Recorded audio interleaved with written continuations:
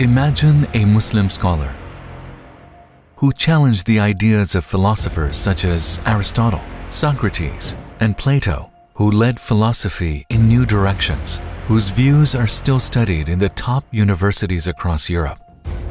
A great man who has marked an era in history. Hujjatul Islam, Abu Hamid Muhammad Al-Ghazali.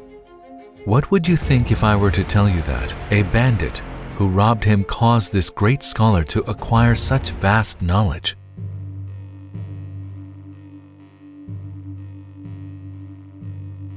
What made Al-Ghazali such a valuable person? Let's look at the situation in the Muslim world during his time. The Muslim world was in a dire condition at the time. The adherents of Batiniya, who had greatly harmed the Muslims, joined all their forces and kept attacking the Abbasid Caliphate, the last stronghold of Islam. But there was something they didn't consider. All Turkish tribes started converting to Islam, and the Seljuk Empire was able to destroy the intentions of Batiniya. This time, the adherents of Batiniya started to spread their beliefs from within the society by misleading people. The Muslim faith was under attack from Batiniya and philosophical ideas and heresies.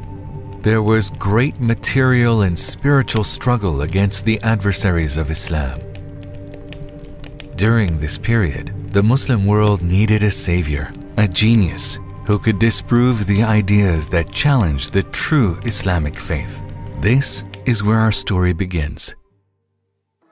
Al-Ghazali was born in a city called Tus in Iran. He went to the city of Gorgan for an education. After 5 years of intensive education, he took to the road with his friends to return to his place of birth. However, they were intercepted by bandits on their way, and he lost everything he had, including the notes that he had taken over 5 years. Worried that he would lose the source of his knowledge, he followed the bandits. He told the leader that his notes contained all the knowledge he acquired over 5 years and asked them to give him back his notes at the very least. The leader of the bandits unknowingly told Al-Ghazali the following sentence, which was maybe the turning point in his life. "You claim that you know, but you lack knowledge when I take your notes from you. Instead of learning it by heart, you leave it in the notes." He then returned his notes. No one would expect such words from a bandit. However, looking not at the one who said these words, but at the one who made him say these words, Al-Ghazali took them as a warning by Allah. Within 3 years, he had memorized all of his notes. He was no longer dependent on the textbooks and the study notes. He was now aspiring to learn even more. So he traveled to Nishapur. He then studied under Imam al-Haramain al-Juwayni, the most famous scholar of Ilm al-Kalam at the time. With a rigorous education, he studied Shafi'i jurisprudence, Aqidah, logic, and wisdom and philosophy, and he gained strong knowledge in all of these fields. He was progressing in the way of becoming a Muslim hero. His teacher paid tribute to him by saying, "Al-Ghazali is a deep ocean."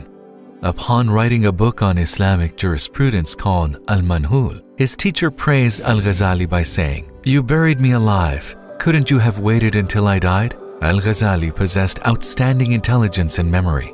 Nizam al-Mulk, a great statesman, noticed Al-Ghazali's knowledge and intelligence. He thought that Al-Ghazali was the ideal person to defend Sunni Islam and disprove the ideology of the Batiniya movement, which seriously threatened the Muslim world. Since the adherents of Batiniya were not defeated by military force, it was necessary to disprove their philosophy to dissolve them. In those times, the adherents of Batiniya, together with their leader Hassan Sabah, were turning the Muslim world into a bloodbath. They were deceiving uneducated Muslims and using them as assassins. As they were assassinating their high-ranking enemies with their own methods, the Muslim rulers were desperately watching the statesmen around them get killed by the assassins. For this reason, it was time to dissolve the Batiniya movement, and this could only be accomplished by disproving their philosophy. Nizam al-Mulk invited Al-Ghazali to Baghdad for this purpose. Baghdad was one of the most populated cities in the world at the time. It was also one of the leading scientific cities. Here, Al-Ghazali was appointed as the head teacher at Al-Nizamiya, of Baghdad, which is considered one of the earliest higher education institutions in the world. He was appointed as the university president in today's terms. Al-Ghazali was teaching about 300 students here. He also learnt Greek, conducted studies on philosophy, and began analyzing the ideological base of Batiniya. During his long-lasting studies, he noticed that there were imperfections in the ideas of philosophers such as Aristotle, Socrates, and Plato. He also noticed that there were philosophers who were using Greek philosophy to corrupt the Islamic faith. Witnessing how people were trying to distort the true nature of Islam, he came forward to conserve it. He also realized that the adherents of Batiniya, reinforcing their ideas with philosophy and logic, were causing people to have doubts about their faith. If you ask, how could Al-Ghazali handle all this by himself? This is actually what makes him Imam Al-Ghazali.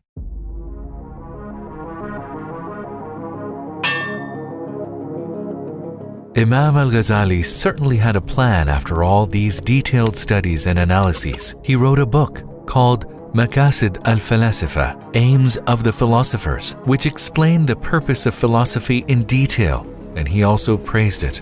This way, he is better known and also liked by philosophers, acknowledging that nobody else would be able to point out such detailed and accurate information about philosophy. Al-Ghazali was viewed as a competent philosopher.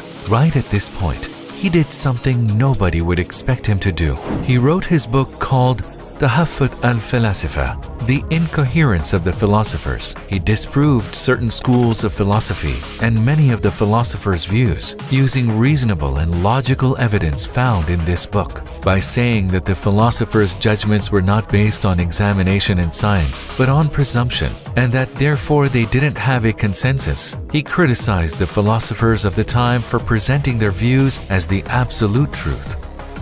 Since Al-Ghazali used a philosophical method to challenge the philosophers, he is known as the one who struck philosophy with philosophy itself. In fact, his purpose was to show that in certain matters related to religion and metaphysics, religion has the right to claim the truth and not philosophy. Tahaffut al-Falasifa, which opened a new chapter in the discussion of the relationship between religion and philosophy, is considered to be among the masterpieces of world philosophy. It also helped to preserve the culture of philosophical discussion within the community of scholars and intellectuals. While Imam Al-Ghazali was working on such serious matters, Hassani Sabah, the leader of the Batiniya movement at the time, declared himself to be infallible, sinless, and someone who could not be questioned for his actions. So, he declared himself to be an innocent imam. The arguments of Batiniya, such as the source of the true knowledge as the innocent imam and the acquisition of that knowledge depending on his will, are disproved by Imam Al-Ghazali in his book called Fadaih al-Batiniya, The Infamies of Batiniya. So, he clarified the Islamic doctrine by eliminating the superstitions and heresies that emerged with the influence of certain groups outside of Sunni Islam, as well as Greek philosophy. After all this, the Muslims had to come together. For this reason, with the guidance of the Quran and the Sunnah, Imam Al-Ghazali wrote his book, Ihya Ulum al-Din, The Revival of the Religious Sciences, which served as a reconstruction project for the Muslim nation. This book contains important information and details about Islam, and it was extremely needed at the time. Sheikh Abu Muhammad al-Kaziruni said of Imam al-Ghazali's book that, even if all the sciences disappeared, they could all be derived from Ihya, and praised al-Ghazali and his book. In the face of all these physical and spiritual threats to distort Islam, Al-Ghazali successfully turned the Islamic faith into its essence within his lifetime of 53 years. The success Al-Ghazali achieved with his books written to defend the Islamic faith has earned him an interesting title. He has been called Hujjatul Islam, meaning proof of Islam, and has been accepted as Mujaddid of the century. In his autobiographical book called Al-Munkith min al-Dalal, From Heresy to Guidance, Al-Ghazali talks about himself and his life as follows. From my youth up until now when I am over 50, I never shied away from diving deep into these vast oceans. I dived into the furious seas not like a coward, but like a brave man. I wrestled with every single matter I encountered. I abruptly accepted every challenge. I was studying the beliefs and ideas of every sect, and I was trying to discover the details of every religious order. As a result of this, since the joyful times of my childhood, I was free of imitation and was not bound with beliefs that were inherited from the elders. We now understand the reason why he was a great scholar, right? When the enemies of Islam joined their forces to wipe out the principles of the Quran, he came forward without fear, even when he was alone, and gave us a lesson on bravery.